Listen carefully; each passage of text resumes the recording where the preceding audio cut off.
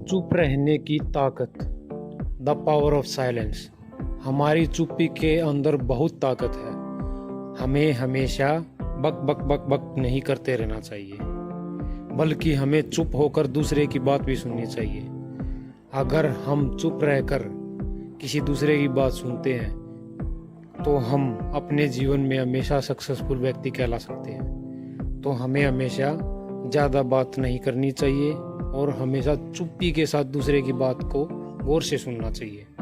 तो आज हम इस वीडियो में द पावर ऑफ साइलेंस, चुप रहने के फ़ायदों के बारे में बात करेंगे। तो दोस्तों, अगर आप हमारे YouTube चैनल पर पहली बार विजिट कर रहे हैं तो वीडियो को लाइक करें, चैनल को सब्सक्राइब करें, बेल आइकन को ज़रूर दबाएं। तो चलिए वीडियो की शुरुआत करते हैं। महान आचार्य चाणक्य ने कहा था कि जिस व्यक्ति ने ये समझ लिया कि कब, क्या, कहाँ और कितना बोलना है, तो उस व्यक्ति को सफल होने से कोई नहीं रोक सकता। ऐसे व्यक्ति की सफलता सुनिश्चित है। जिस तरह कमान से निकला हुआ तीर लौटकर कभी वापस नहीं आता, ठीक उसी तरह से मुंह से निकले शब्द कभी वापस नहीं आते। शब्द और भाषा हथियार हैं और कमजोरी भी। सही समय पर सही शब्दों के प्रयोग से इंसान परेशानियों से बच सकता है, लेकिन बिना सोचे समझे बोले गए शब्द इंसान की मुसीबत को बढ़ा देते हैं। द्रौपदी का ये बोलना कि अंधे का पुत्र अंधा ही होता है, महाभारत के युद्ध का मुख्य कारण बना था। आज भी लोग अपनी जुबान का इस्तेमाल दूसरों को नीचा दिखाने और खुद को बड़ा बताने के लिए करते हैं, लेकिन जो समझदार और सफल इंसान होते हैं वो ये अच्छी तरह से जानते हैं कि उन्हें किस वक्त कितना और क्या बोलना है। साइलेंट रहने का मतलब ये नहीं है कि आपको पूरे दिन एक भी शब्द नहीं बोलना या आपको चुपचाप रहना है। मौन का मतलब है कि बेवजह शब्दों का प्रयोग नहीं करना। जहाँ जरूरत है वहीं बोलना है। अपना लक्ष्य पर ध्यान केंद्रित करना है। आज मैं आपको चुप रहने के 6 ऐसे फायदे बताऊंगा जिन्हें जानने के बाद आप आज से ही नहीं बल्कि अभी से उतना ही बोलेंगे जितनी आपको जरूरत होगी। पहला फायदा, मौन रहना लोगों को अपनी तरफ आकर्षित करना है। महान आचार्य चाणक्य अपनी चाणक्य नीति में बताते हैं कि उन्होंने अपने हजारों शत्रुओं को अपनी खामोशी से परास्त किया था। वो खामोश रहकर अपने शत्रुओं को विचारों में उलझाए रखते थे और सही समय आने पर वह अपने दुश्मनों को ईंट का जवाब पत्थर से देते थे। साइलेंट यानी चुप्पी किस तरह के लोगों के अटेंशन को ग्रैब करती है, यह आप इस उदाहरण से समझ सकते हैं कि जब क्लासरूम में टीचर किसी विषय पर बात करते हैं तो स्टूडेंट्स उनके बात को बिल्कुल ध्यान से सुनते हैं, लेकिन जब अचानक टीचर या स्पीकर बोलना बंद कर देते हैं तो सभी लोग आश्चर्य में पड़ जाते हैं। तो दोस्तों, चुप रहकर या मौन रहकर हम लोगों का ध्यान अपनी ओर आकर्षित कर सकते हैं। आचार्य चाणक्य अपने दुश्मनों के साथ बदला कैसे लेते थे? ना तो वो किसी के साथ लड़ाई करते थे, ना किसी को गाली देते थे। वे सिर्फ और सिर्फ चुप रहकर उन्हें उलझन में डालकर अपने शत्रुओं के साथ लड़ाई लड़ते थे। मतलब वो बोलते ही नहीं थे, दुश्मन अपने आप सोच में पड़ जाते थे। इस बात को हम एक उदाहरण के साथ समझते हैं। जैसा कि क्लासरूम में कोई टीचर किसी विषय के बारे में बात करता है तो स्टूडेंट उसकी बात बिल्कुल ध्यान से सुनते हैं, लेकिन जब अचानक टीचर बोलना बंद कर देता है तो सभी लोग आश्चर्य में पड़ जाते हैं। अरे क्या हो गया?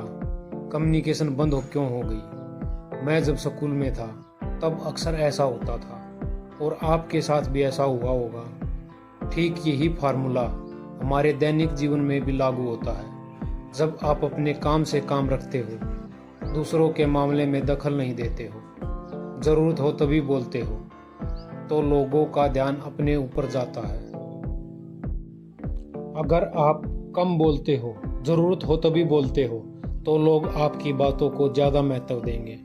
लोग आपकी बात को उन लोगों की तुलना में ज़्यादा प्रेफरेंस देंगे, ज़्यादा याद रखेंगे जो लोग बिना ज़रूरत के बक बक करते रहते हैं। दूसरा फायदा, मौन रहना बातचीत में मदद करता है। शांत रहना मोल भाव यानी नेगोशिएट करते वक्त आपकी बहुत ज़्यादा हेल्प कर सकता है। बातचीत के दौरान जब आप अचानक चुप हो जाते हो और सामने वाले इंसान को जवाब नहीं देते हो तो ये खामोशी उस दूसरे इंसान को ये सोचने पर मजबूर कर देती है कि आखिर आप क्या सोच रहे हैं। तो फिर इस चीज़ का आपको फ़ायदा उठाना है। सामने वाले को ये सोचने दें कि आप क्या सोच रहे हैं। मान लो आप कोई डील फाइनल कर रहे हो तो सामने वाली पार्टी को जल्दी से यस या फिर नो कहकर जवाब मत दो। कुछ सेकंड का पॉज लो। आपकी ये चुप्पी सामने वाले इंसान को परेशान करेगी और वो सामने वाला इंसान बोलकर आपकी इस खामोशी को भरना चाहेगा। उनको सारी बात बोलने दें जिससे आपको बातचीत आगे बढ़ने में मदद मिलेगी और आपका साइड बातचीत के दौरान ज़्यादा भारी रहेगा। तीसरा फायदा, मौन आपको विश्वास बनाने में मदद करता है। अगर आप एक मजबूत रिलेशनशिप बिल्ड करना चाहते हो तो उससे पहले आपको ट्रस्ट यानी विश्वास बिल्ड करना होगा। और विश्वास तभी बिल्ड होगा जब आप सामने वाले की बातों को ध्यान से सुनोगे, यानी बातचीत के दौरान बोलोगे कम और सुनोगे ज़्यादा। अगर हमें कोई रिलेशनशिप मजबूत बनानी है तो उससे पहले हमें विश्वास मजबूत करना होगा और ये विश्वास तब बनेगा, तब बिल्ड कर पाएंगे हम इस विश्वास को जब हम अगले वाले की बात को ध्यान से सुनेंगे। हम बातचीत के दौरान बोलेंगे कम और सुनेंगे ज़्यादा। ऐसा करने से दूसरे इंसान को लगेगा कि आप एक अच्छे इंसान हो, सामने वाले की बात को अच्छे से सुनते हो, किसी को भी नज़रअंदाज नहीं करते हो, तभी तो वो आपकी बातों को अच्छे से सुनेगा और ट्रस्ट बिल्ड होगा। चौथा फायदा, उत्तर प्राप्त करें। आपने ऐसे कई सारे लोगों को देखा होगा जो कोई प्रश्न पूछने के बाद या अपनी बात कहने के बाद रुकते ही नहीं है, अपनी बकबक चालू रखते हैं या फिर दूसरे को बोलने का मौका ही नहीं देते। आपने भी ऐसे बहुत सारे लोगों को देखा होगा जो अपनी बात बोलने के बाद या कोई प्रश्न पूछने के बाद चुप रहते ही नहीं है, अपनी ही बात को आगे बढ़ाते रहते हैं। प्रश्न पूछते हैं फिर कहते बताओ। अरे बताएं कैसे, तुम चुप होगे तभी तो बताएंगे। अपनी बकबक तो बंद करो तभी तो कुछ बताएंगे। अगर आप भी ऐसा करते हैं तो आपको दूसरे इंसान के प्रोस्पेक्टिव को जानने का मौका ही नहीं मिलेगा। लोग आपके प्रश्नों का जवाब ही नहीं देंगे। इसलिए कोई भी प्रश्न पूछने के बाद आप साइलेंस हो जाओ।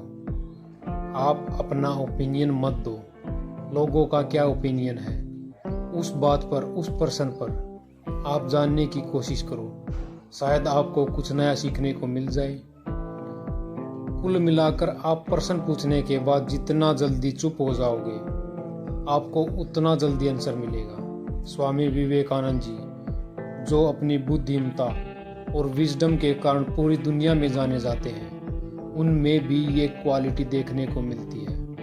वे भी अपने गुरु रामकृष्ण जी से जब भी कोई प्रश्न पूछते थे तो अपना ओपिनियन तो बाद में देते थे, लेकिन पहले प्रश्न पूछने के तुरंत बाद चुप हो जाते थे ताकि उनके गुरुदेव की क्या राय है उस प्रश्न को लेकर, उस बात को लेकर ये जान सके। स्वामी विवेकानंद हर बार अपने गुरुदेव रामकृष्ण जी से जब भी क्वेश्चन पूछते थे या कोई बात पूछते थे, वे पूछने के तुरंत बाद चुप हो जाते थे।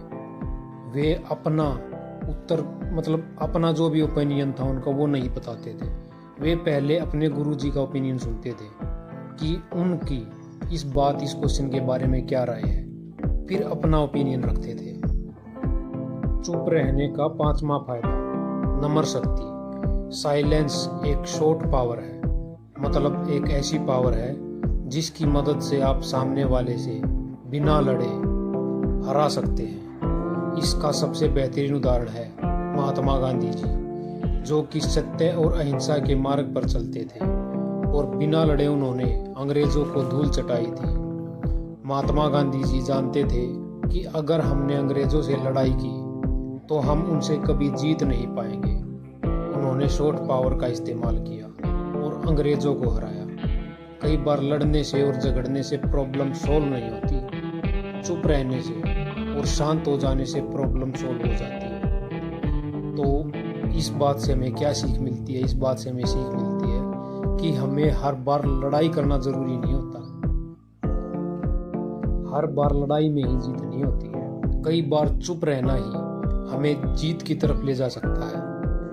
तो हमें कई बार चुप रहकर भी जीत हासिल करनी जरूरी होती है। तो चलिए इस वीडियो की आखिरी और छठा फायदा चुप रहने का, विचारशील मौन।